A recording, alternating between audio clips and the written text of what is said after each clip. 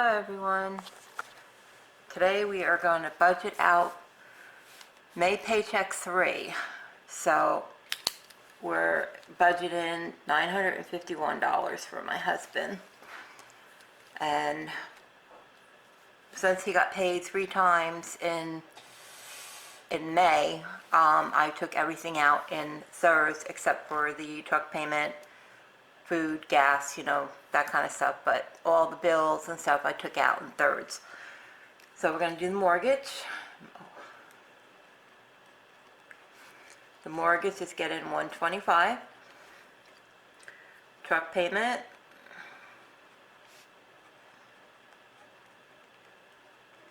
is $208.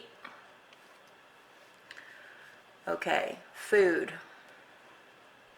I already took $100 out. What I'm going to do with the food is I'm going to do $200 for the food to make it $300 for, that's my part of the food for June. Anybody who's new, welcome. Quick recap, my son and daughter-in-law, me and my husband, we went and bought a house in 2017. So we split everything that has to do with the house, mortgage, utilities, security system. We split the food. So $300 is my portion of the food that I'm doing. My son does $300, I do it $300. So it's $600 a month for food for 5 adults. Everything else gets split. Truck payment does not, because that's mine and my husband's responsibilities, our expense, and any credit cards that we have are our expense. But pretty much anything else that has to do pertain to the house is we split that. Electric gets $25. We have water. Okay, these are good. Water is getting $13. Cable is getting $10. We have the cell phone. This is also one that my son and daughter-in-law, me and my husband split, is the cell phone. Cell phone is getting $13. Gas is getting $80. Capital One. It's my last credit card I'm trying to pay off. Is $50. We have allowance. I always like to write this in so I know what I'm working with. And we're going to do $80 for allowance. The end of the month I take out for life insurance and my portion of the security system, plus also Hulu. So we are going to do Hulu, that's $14. Life insurance,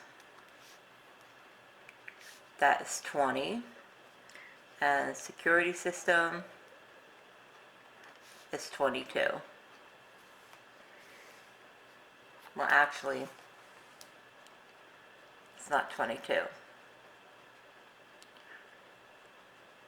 It's 11. Because we did this in thirds. So I always like to put a buffer in there. And we are going to do, with this paycheck, we'll do $50 for a buffer. Now, I had a question someone had asked about with the amount of food, which is a very good question. If I happen to go over in food, I take it from our buffer first. And then if I use all the money up in the buffer and I'm still over in food, then it's considered an unbudgeted. So that's how I work it for my portion of the food. If I go over to $300 a month for the food, then I take whatever I have for the buffer, and then if I'm still over, then I put it as an unbudgeted. So that's pretty much how I work it when I go over into the food. I try not to, but the way everything's going on in the world, a lot of the prices of meat and everything,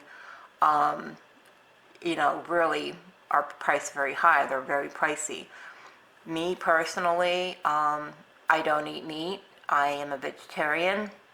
I turned vegetarian December 1st of last year for health reasons, but I still cook meat for my husband and my 2 sons.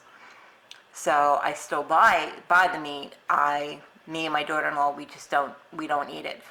But I still buy and I still cook it for my husband and my 2 boys. That's what I do as far as the food goes. If I use up to $300 in food for that month, then I usually take it from the buffer, whatever I have for the buffer for that month, and then if I'm still over, then I put it as an unbudgeted. That's what I do as far as my food budget goes. So basically, I'm not taking the money from another bill or taking it from somewhere else that I know I'm going to need it for, like a sinking fund or something like that. And I just take it from the buffer, and then if I still need it, then I just put it as unbudgeted. I always leave extra money in my checking account. So if there's, say, $150 for the month of May that I used for the buffer, then if I go over in food, that $150, I still have money in the account, because I don't let my account go like to a zero-based budget. Then I will take it from there, and then I try to replenish that back in once my husband gets paid again. I try to put it back if I can, if not a little bit, a portion of it at least anyways. But I'm sorry, I don't remember your name of who asked about that, but that was a very good question, and I should have explained that a little bit better. I apologize for that. Okay. We have buffer, just looking at my little side notes over here, and I think that is it. I think that is everything. So we're going to add this up real quick.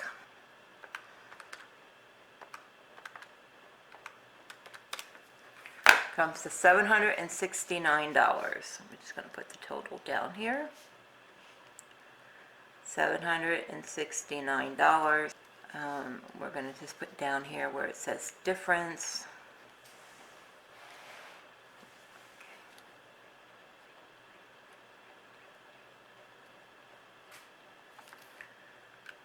Okay, 951 minus 769 gives us a difference of $182, which is pretty good. But I'm going to run through to make sure I didn't forget anything, because I do have the habit of forgetting something. So we have mortgage, truck payment, food, electric, water, cable, cell phone, gas, Capital One, allowance, we have Hulu, life insurance, security, and buffer. Okay. That is $182 difference that we have there. Now, I always budget. I have a video of how I break down my husband's paycheck, how I figure that out. If you haven't seen that video, I will link it in the cards, and this way you can go back and check out that video of how I break down my husband's paycheck as far as percentage-wise and like that, how I come about of getting a budget number. I always like to stay under. So if anything is over the amount, which sometimes most of the time it usually is, sometimes it's only maybe like by $25, sometimes it's more than that. I always like to figure for what I budgeted for to make sure I don't go over what I budgeted the amount for. So we're good. We have a $182 difference. So we could probably, with this $182,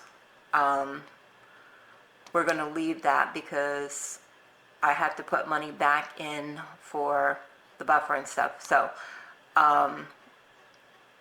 I will put that, I will leave that there so we don't have to worry about it. But if I don't need it for anything, then I will be throwing this into savings. I already got $1,000 for my emergency fund. I am throwing everything else I have pretty much into savings, along trying to pay off our last credit card that we have. We should have no problem doing that, because right now I'm just, whatever I got, I'm throwing what I can in for savings to keep building that up, because I want more than over $1,000 in there in that emergency fund. So we will just keep throwing more money into there while trying to pay off our Capital One. And that's it. So we're not looking too bad for Paycheck 3, May Paycheck 3. So I hope you enjoyed this video. If you're not subscribed, please consider subscribing. I would love to have you as part of my YouTube family. If you go out, please stay safe and stay healthy. And I will catch you guys in the next video. God bless. Bye.